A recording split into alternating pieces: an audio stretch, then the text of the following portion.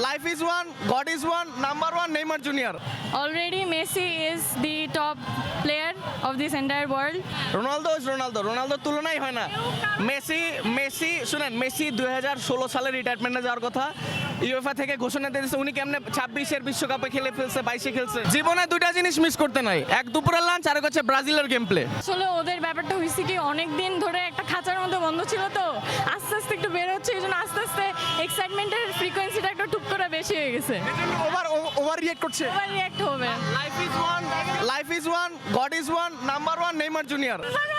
Number মানে যদি কেউ থাকে না, আমরা হচ্ছে মেসি আর রোনালদোকে ডিভাইড করি, গ্রেটেস্ট অফ অল টাইম, সবাই এটা ডিভাইড করে যে নেইমার, বাট তারপরে যদি পার্টিকুলারলি আমরা যাই তার মানে Neymar is best. But if you consider Ronaldo with Messi, Ronaldo even don't even want to answer this question right now. আচ্ছা ঠিক আছে, রোনালদো ইজ রোনালদো, রোনালদোর তুলনাই হয় না। মেসি শুনেন, মেসি 2016 সালে রিটায়ারমেন্টে যাওয়ার কথা ইউএফএ থেকে ঘোষণা দিয়েছে। উনি কেমনে 26-এর বিশ্বকাপে খেলে ফেলছে, 22-এ খেলছে।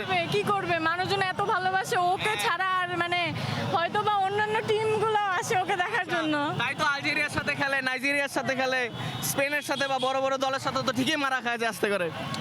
যত যাক, আপনার জন্য এক বালতি সমবেদনা। আচ্ছা, আচ্ছা আপু, এই যে ভাইয়া যে এত কন্ট্রোল করে গেল, কি মনে হয় আর্জেন্টিনা কি এটা জবাব দিতে পারবে? আর্জেন্টিনা জবাব দেওয়ার কিছু নাই ভাইয়া। কখনোই পারবে না, কারণ তারা কখনো পারেই না। আর্জেন্টিনার জবাব দেওয়ার কিছু নাই ভাইয়া। Already Messi is the top player of this entire world, and আমার পার্সোনালি অত বেশি ফুটবল নিয়ে আইডিয়া নেই, বাট যতটুকু আমি দেখেছি। আইডিয়া নাই, তাও বড় বড় কথা বলতেছে, আইডিয়া নাই। কেন কথা বলবো, আমার একটা স্টেটমেন্টও ভুল গেছে, একটা স্টেটমেন্ট। শুনেন, আমি আপনাকে ধন্যবাদ জানাই, আমি আপনাকে সমবেদনা জানাই, যাই জানাই, যেটাই জানাই। ভাইয়া ট্রাম্পও হচ্ছে মানে ওয়ারে ঢুকেও ঢুকলো না, আপনারা কবে মেসি? ট্রাম্প ওয়ারে ঢুকে না, আর আর্জেন্টিনা খেলতেছে আলজেরিয়ার সাথে, খেললো ছোট ছোট দলের সাথে খেলছে। আমাকে একটা জিনিস বুঝান। ফ্রান্সের সাথে খেলছে, হ্যাঁ, কাপ নিয়ে নিছে, দ্যাটস ট্রু, ফাইনাল কাপ নিছে, বাট এখন দেখেন আবার আসতেছে সামনে আসবে না। ফ্রান্স। এই আর্জেন্টিনার সাথে কে খেলতেছে, কারা খেলতেছে?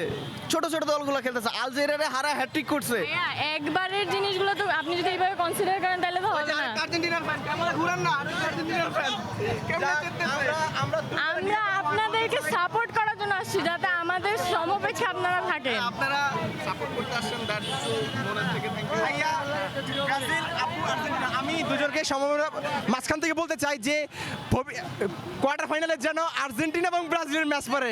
এটাই বলুন, তখন দেখা যাবে কারা জিতবে। আসল বনের রাজা আসলে কে? Brazil, Neymar, Brazil. আর্জেন্টিনিয়ানরা মানে বাংলাদেশে আর্জেন্টিনিয়ানদের ফ্যান, মানে আর্জেন্টিনার ফ্যান এত বেশি যে আর্জেন্টিনিয়ান এম্বাসি বাংলাদেশে 2022 সালের পর থেকে চলে গেছে। দ্যাটস ট্রু, এটা হইছে, বাট তারপর আমরা যদি একটা কথা বলি, আপনি ডিবেট যেখানে করেন, আপনি কিন্তু নেইমারকে ফেলতে পারবেন না।